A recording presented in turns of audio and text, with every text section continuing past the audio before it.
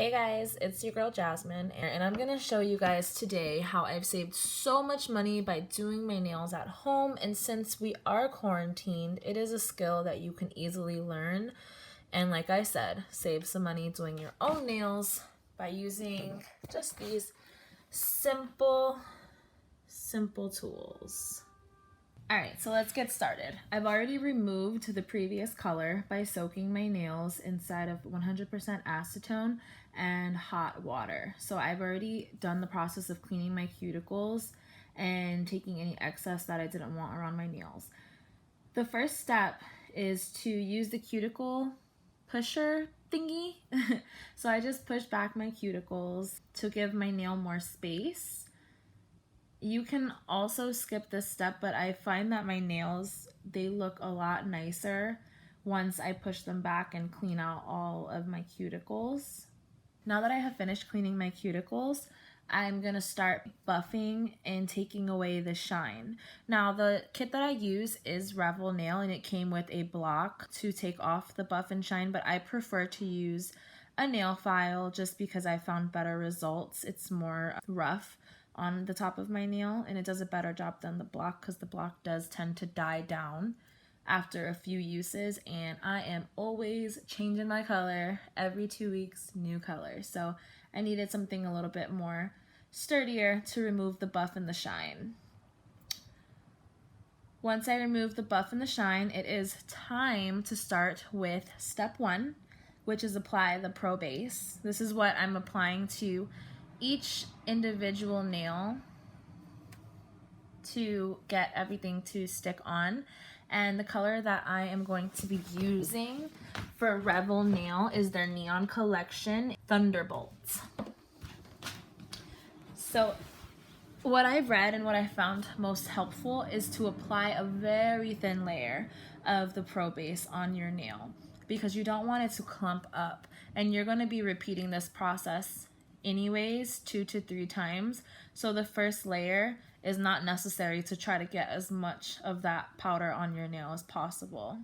So once I dip my nail into the powder, I brush off all the excess powder because again, you're going to be repeating this process and you don't want any loose powder because that's what creates clumps. So I do this process on each nail 3 times because I like to have my nail thick, and it says in the Revel guide to do it twice, but I found that when I do it twice, my nails tend to break because I have very weak nails. So when I do that extra layer the 3rd time, my nails actually last to the 2 weeks and I don't have any cracks or breaks. But you can do the dip as many times as you want, whether it's 2 times or 3 times, it's up to your preference. So after you've done doing your dips, like I said, I do mine 3 times. It is time for step 2, which is to apply the activator. The activator is what makes the nail hard. So that way, after this process, you let it sit for about 2 minutes with the activator, and then we can begin to file and shape the nail. Me personally, I'm not the best person to shape a nail. So I just do a basic square. I'm getting there. I just started doing my nails maybe 6-7 months ago. So I'm still trying to work out how to get like a nice oval shape or like a coffin shape. But for now, the square will do. It's been looking nice on my nails and I've gotten compliments on it. So once I'm done shaping my nails, you are supposed to also again buff the top of the nail to make it smoother, so that way when you apply your finishing gel, you know your nail's smooth. Now I normally don't use a file on top of my nail when I'm done. I purchased a nail drill, which is my preferred method of buffing and smoothing out my nails, but if you don't have a nail drill, you can also use the file as well and go on top to remove any error that you made, like maybe if you dipped too long, or if you put too much of the Pro Base and it created a lump. This is the chance that you have to sit there and to file off all your mistakes.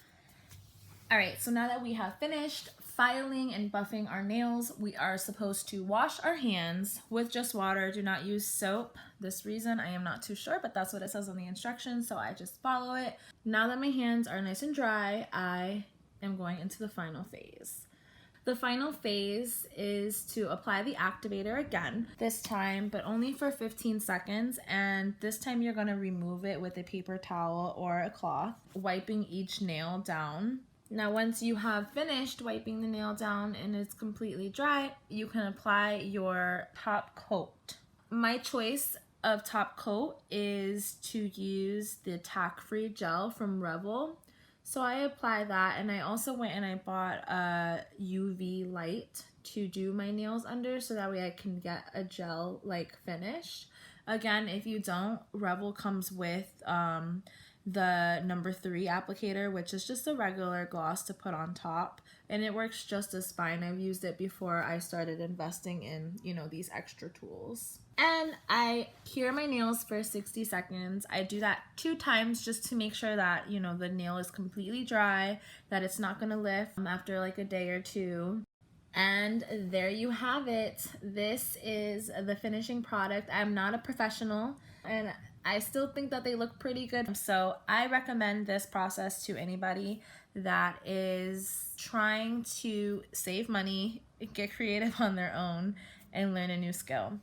All right, I hope you guys enjoyed this video. Make sure you guys like and subscribe down below, and let me know what at-home nail dip kit you use.